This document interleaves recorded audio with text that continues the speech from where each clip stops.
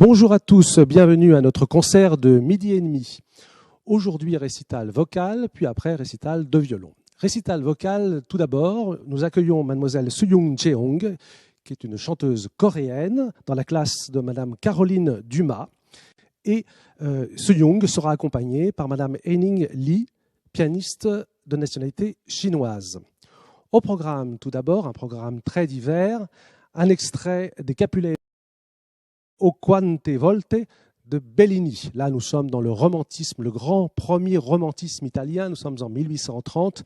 Et évidemment, Capulet et Montaigu, cela fait référence à Roméo et Juliette de Shakespeare. Il est vrai, un Roméo et Juliette dans lequel Bellini va prendre de grandes libertés, mais après tout, c'est pour la beauté de l'art vocal, c'est pour la beauté du bel canto et de l'expression des plus grandes artistes de son temps. Nous sommes au premier acte. Juliette est fiancée à Tebaldo dont elle ne veut pas, ça vous vous en doutez. Et il y a cet air absolument magnifique qui est porté par la voix de la chanteuse et qui traduit véritablement le drame et les interrogations de la jeune Juliette.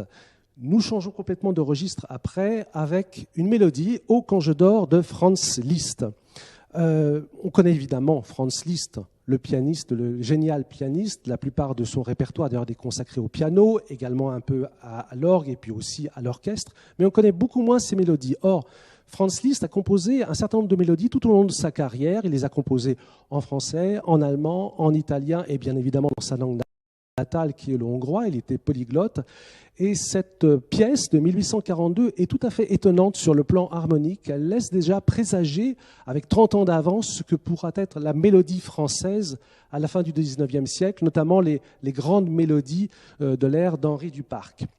Puis après, nous quittons l'environnement pour aller plutôt vers l'Allemagne, mais une Allemagne un petit peu particulière, avec Ich liebe dich, je t'aime donc, du Norvégien Edvard Grieg. Alors là, c'est un petit peu particulier. Un Norvégien qui prend des livrets, qui prend des vers danois et qu'il va mettre en musique en allemand. Eh bien, tout simplement parce que Grieg, qui était un grand Européen, a passé la plupart de ses études en Allemagne, notamment à Leipzig, ce qui signifie que la mélodie que nous allons entendre, qui est une mélodie plutôt de jeunesse, est une mélodie quand même teintée fortement du romantisme allemand et tout particulièrement de Schumann. L'influence de Schumann est assez forte dans cette mélodie superbe. Ensuite, nous aurons une parenthèse fort intéressante d'une mélodie coréenne de Yoon Hak-jun et qui s'appelle Mahjong. Là, j'espère que mademoiselle Jeong me pardonnera ma prononciation absolument désastreuse. C'est une mélodie très fine, très élégante, très belle, très romantique, on pourrait dire, dans cette continuité romantique, et qui associe à la fois quelques harmonies, quelques teintes asiatiques, et en même temps le grand mouvement et la grande passion des Coréens pour la musique française et plus exactement pour la musique romantique. Ensuite, nous avons deux grands airs de virtuosité, avec Mozart tout d'abord, l'Alléluia de l'Exultate Jubilate de Mozart. C'est une partition de 1773, donc si mon calcul est exact, Mozart avait 17 ans, et Mozart va composer cette pièce d'inspiration religieuse, mais qui en vérité ne l'est pas tellement, puisque c'est tout simplement un air, un aria d'opéra absolument magnifique.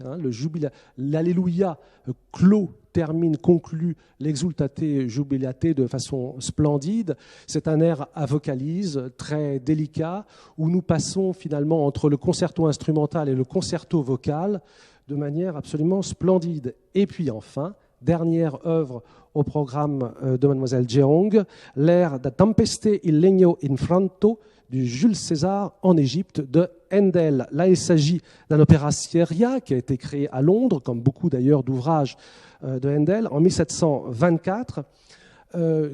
Quatre protagonistes, plus exactement. César qui se débat avec Pompée, il va finir par le vaincre, et de son côté, Cléopâtre qui se débat avec son frère Ptolémée pour savoir lequel des deux prendra le pouvoir en Égypte.